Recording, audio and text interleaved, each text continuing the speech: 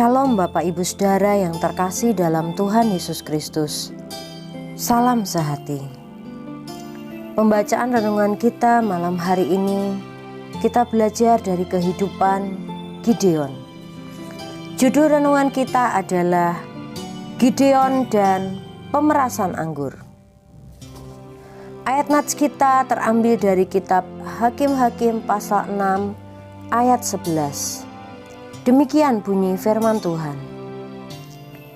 Kemudian datanglah malaikat Tuhan dan duduk di bawah pohon tarbantin di Ofra, kepunyaan Yoas, orang Abiezer itu. Sedang Gideon anaknya mengirik gandum dalam tempat pemerasan anggur agar tersembunyi bagi orang Midian. Amin. Tertekan bukan berarti tidak ada jalan.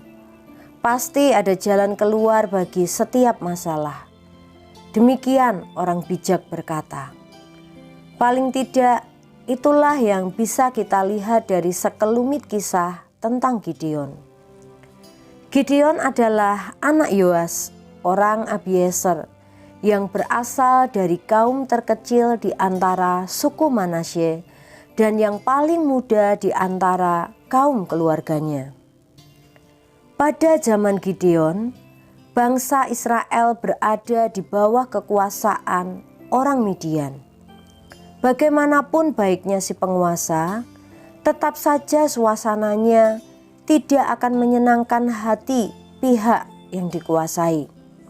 Apalagi jika si penguasa termasuk penguasa yang lalim, pasti akan membuat pihak yang dikuasai merasa sangat tertekan.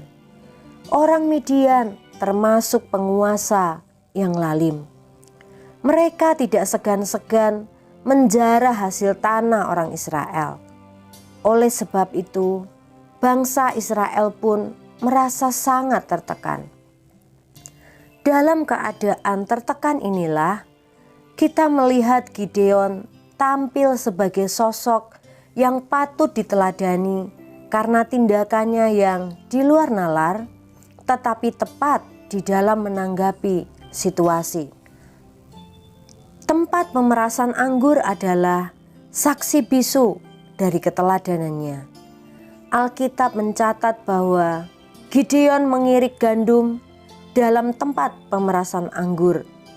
Di sini tersirat dua karakter Gideon, yaitu yang pertama, Gideon adalah seorang pekerja yang bertanggung jawab. Saat itu orang Israel membuat tempat-tempat perlindungan di pegunungan. Penyebabnya karena mereka takut kepada orang Midian. Namun tidak mungkin mereka terus berdiam diri di situ tanpa bertindak apa-apa. Kalau seperti itu, bagaimana mereka bisa mengisi perut mereka yang minta diisi? Gideon adalah contoh orang yang tidak bersikap lunak kepada dirinya sendiri. Dia tetap bekerja untuk memenuhi kebutuhannya dan mungkin kebutuhan keluarganya juga. Dia adalah orang yang bertanggung jawab sekalipun tantangan yang harus dihadapi tidaklah ringan. Yang kedua, Gideon adalah seorang pekerja yang cerdik.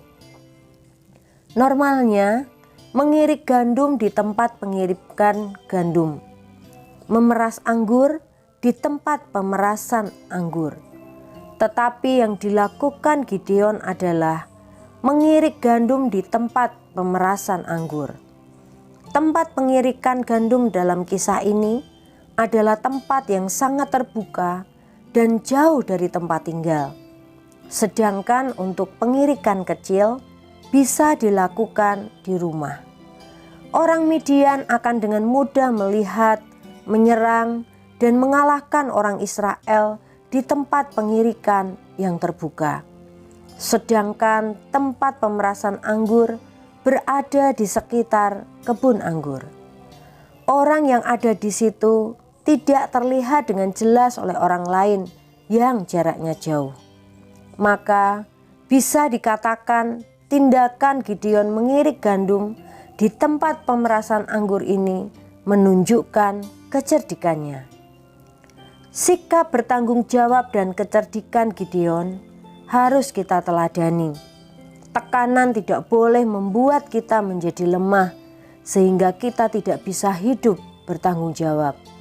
Namun, kita juga harus cerdik dalam mengatur strategi dan dalam menyelesaikan pekerjaan kita, sehingga kita bisa meminimalisir kerugian yang akan menimpa kita.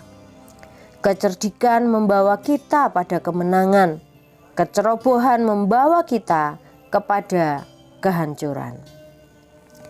Demikian pembacaan renungan kita malam hari ini. Kita akan akhiri di dalam doa. Mari kita berdoa.